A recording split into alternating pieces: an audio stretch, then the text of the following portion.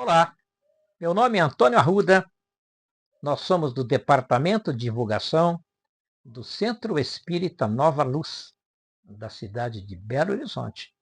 Estamos aqui para dar continuidade ao estudo do livro O Principiante Espírita. Estávamos falando no nosso último episódio acerca de que a doutrina espírita jamais será ultrapassada nos seus ensinamentos, porque ela sempre estará acessível às atualizações que nos são trazidas, permitidas pela espiritualidade amiga, complementando os ensinamentos de acordo com a evolução da ciência, evolução da tecnologia, evolução do conhecimento humano. E avançando nessa temática, o senhor Allan Kardec tinha vindo já maduro para os trabalhos da doutrina espírita. Contava 51 anos. E, na época, ele já era portador de uma lesão muito grave no coração.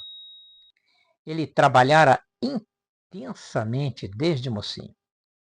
Os espíritos lhe recomendavam certa moderação, que ele não se podia permitir, porque, olhando ao seu redor, não via companheiros que enxergassem as coisas do seu mesmo ponto de vista.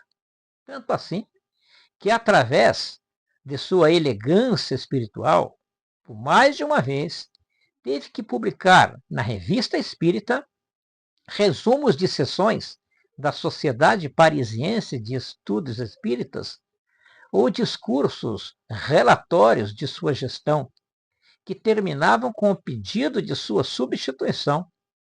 Sente-se aí que alguns diretores desejam imprimir uma orientação diversa à sociedade e, consequentemente, à marcha do Espiritismo.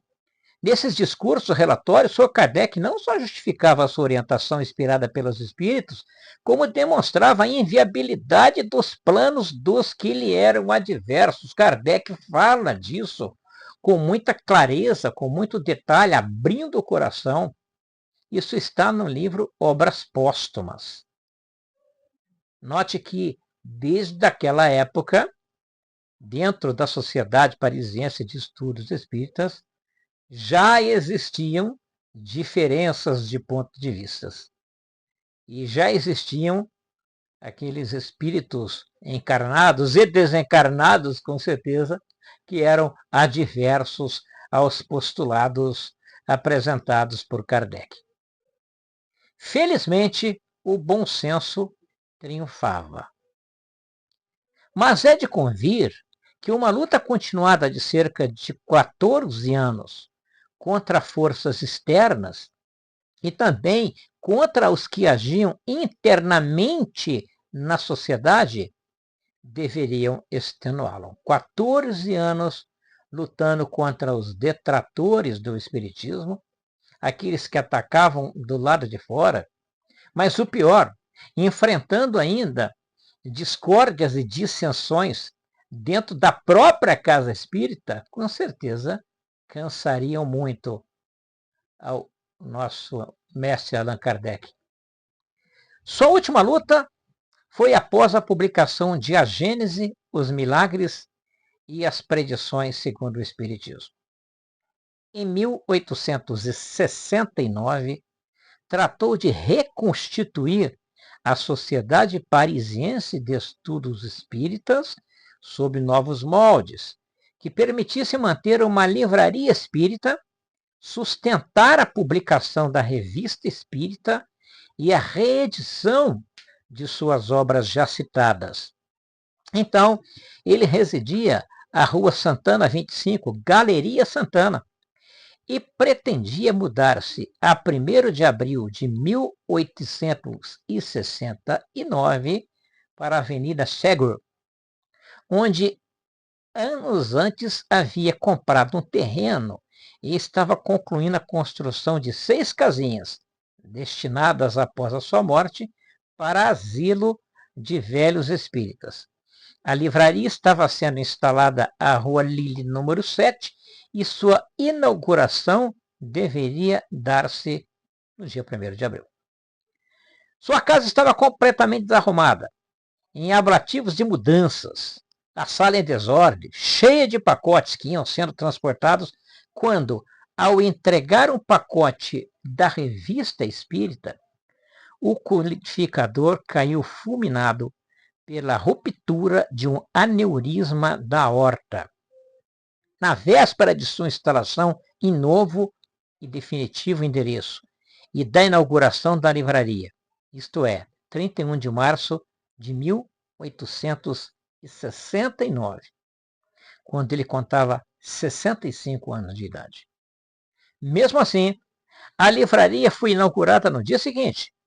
Foi a opinião de sua viúva e dos amigos mais íntimos que esse ato representava a execução de sua última vontade. Foi sepultado no cemitério de Père-Lachaise, onde os discípulos e amigos fizeram erigir um modesto mausoléu. O Sr. Allan Kardec não deixou descendência. Casara-se em Paris a 6 de fevereiro de 1832, portanto aos 28 anos de idade, com a professora Amélie Gabrielle Boudet, nascida a 23 de novembro de 1795. Portanto, 9 anos mais velha do que ele. Muito embora não parecesse, era de família rica. Ela continuou a auxiliar os trabalhos da livraria, zelando pelo patrimônio espiritual de seu esposo. Faleceu a 21 de janeiro de 1883, aos 89 anos de idade. O Sr. Allan Kardec deixou muita coisa inédita, mas também deixou um plano de trabalho, conforme ficamos sabendo pelo que posteriormente se publicou num volume de obras póstumas. Mencionamos esse livro em um dos nossos episódios. Nesse volume, há uma ligeira biografia do codificador, que foi publicada na Revista Espírita de maio de 1869, e o célebre discurso proferido pelo astrônomo Camille Flammarion à beira de seu túmulo. Entretanto, a leitura do volume nos deixa a impressão de que muita coisa ficaria ainda desconhecida do público. O próprio título do livro, no plural, nos deixa supor que outros volumes iriam aparecer, obras póstumas. Por que não vieram? Mistério. Há alguns anos, antes da Segunda Grande Guerra, ilustre confrade nosso esteve durante alguns anos em Paris e teve a oportunidade de manusear muitos originais inéditos deixados pelo Sr. Allan Kardec na Sociedade Parisiense de Estudos Espíritas, chegando mesmo a tomar alguns apontamentos. Acontece, entretanto, que se arrastava no fórum parisiense uma velha demanda entre parentes da senhora Amélie Boudet, viúva Allan Kardec, e a Sociedade Parisiense de Estudos Espíritas. Queriam aqueles a posse dos escritos inéditos do senhor Allan Kardec. Como os reclamantes eram confessadamente católicos, não era de se esperar que os quisesse publicar. O que é que ambicionavam? Fazer um bom negócio vendendo raridade? Não se pode afirmar. O que se sabe é que esse material está desaparecido. Segundo uns, destruído pelos alemães quando invadiram a França na Segunda Grande Guerra. Segundo outros, destruídos pelos próprios colaterais da viúva Allan Kardec, lembrando que eram todos católicos. Para a maioria dos espíritos, uma boa parte do trabalho deixado pelo codificador continua desconhecida. São os 12 volumes que encerram a Revista Espírita, escrita quase que exclusivamente por ele. Tais volumes são hoje raríssimos. Esse livro foi escrito em 1956. Ele relata que em 1956 esses livros eram raríssimos. Hoje não são mais. Qualquer um que queira ler a Revista Espírita pode comprar a obra completa que a gente acha. Tentamos traduzi-los e chegamos a lançar 2 volumes. Na Argentina houve igual tentativa e não chegaram a concluir nem a primeira. Conhecerá um dia a massa espírita do Brasil essa preciosidade? Esperemos. Quem escreveu isso foi Júlio Abreu Filho. Toda essa parte inicial do livro foi escrita por ele. Ele escreveu isso em São Paulo, dezembro de 1955. A pergunta: conhecerá um dia a massa espírita do Brasil essa preciosidade? Sim. Hoje nós temos as 12 edições da Revista Espírita de Kardec disponíveis a todos aqueles que desejarem. Inclusive aqui, no Centro Espírita Nova Luz, em Belo Horizonte, nós temos os 12 livros disponíveis para emprestar para aqueles que desejarem. E na maioria dos centros espíritas espalhados pelo Brasil afora, também tem. Ficamos por aqui hoje. Até o próximo episódio. Lembre-se, aquele joinha, aquele compartilhamento com os amigos, aquele comentário com os familiares, amigos acerca do nosso trabalho, inscrever-se no nosso canal, tudo isso nos ajuda a seguir adiante com esse projeto, o projeto de divulgação da doutrina libertadora de consciências.